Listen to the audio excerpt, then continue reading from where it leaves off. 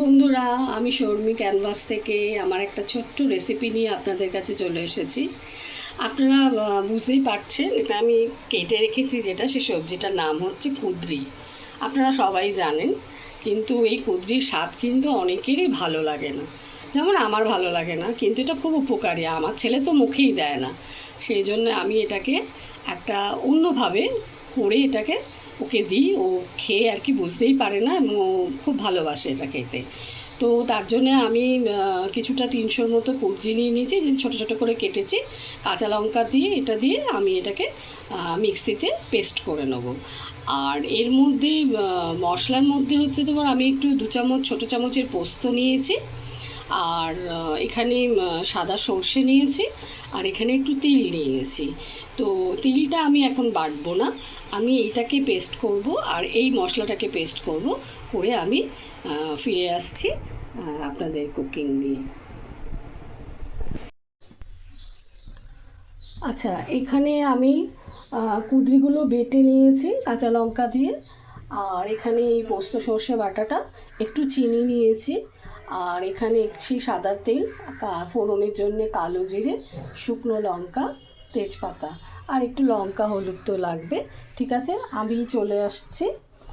এখানে কড়াতে তেল দিয়ে দিলাম, তেলটা একটু বেশি লাগবে, তার কারণ ভর্তা টাইপের জিনিস একটু তেল বেশি না দিলে ভালো লাগে না।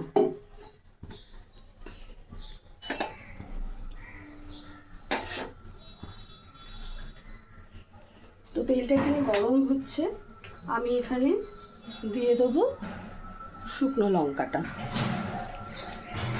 তেল আমার গরম হয়ে গেছে,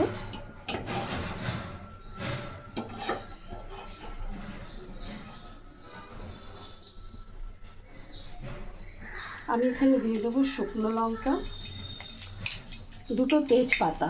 এই তেজপাতাটা না আমার গাছে, জানেন তো। আর এর মধ্যে দিয়ে দেবো একটু কালো জিরে। ব্যাস, এইটাকে ফোড়ন দিয়ে আমি একটু তিলটাকে দিয়ে দেবো। জাস্ট একটু ভাজা ভাজা হয়ে গেলে আমি কুঁদরি বাটাটা দিয়ে দিলাম। এবার এটা মোটামুটি 10 মিনিটের মতো একটু নেড়ে চেড়ে চাপা দিয়ে করবো, করলে পরে এটা অনেকটাই সিদ্ধ হয়ে যাবে। তারপর আমি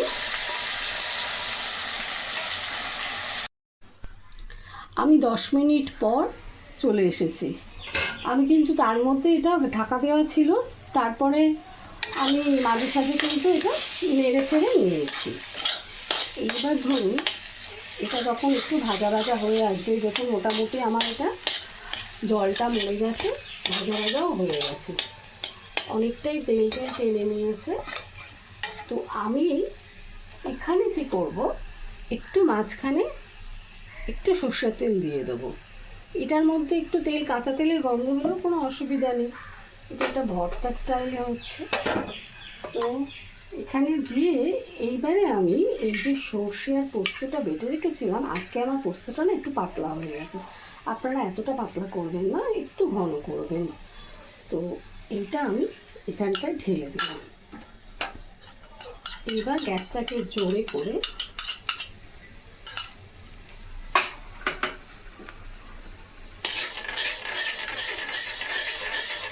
এই পুরো জিনিসটা দিয়ে এবারে আমি নাড়তে থাকবো।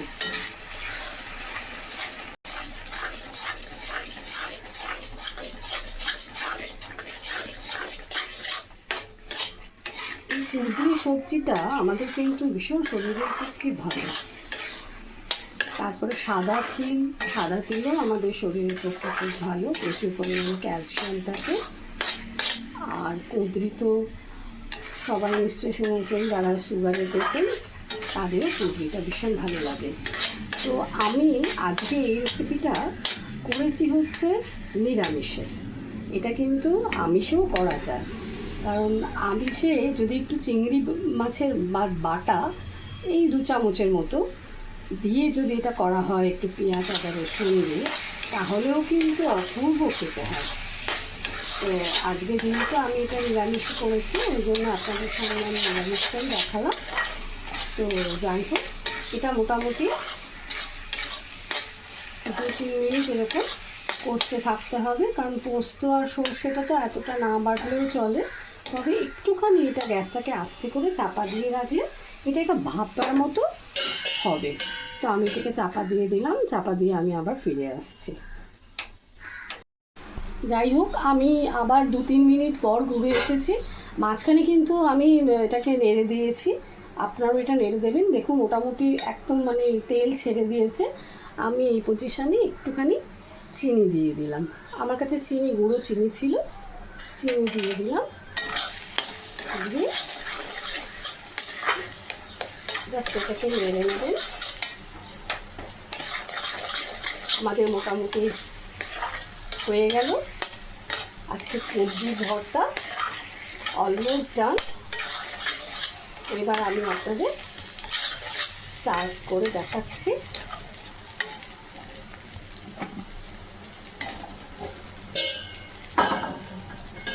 দেখুন বন্ধুরা, আমার ভর্তা রেডি। আমি কুকিং করতে ভীষণ ভালোবাসি, তাই আমি খুব আর কি আন্তরিকতা দিয়ে আমি এটা বানালাম। আপনারাও প্লিজ একবার বানাবেন, বানিয়ে দেখবেন, আপনাদেরও ভালো লাগবে।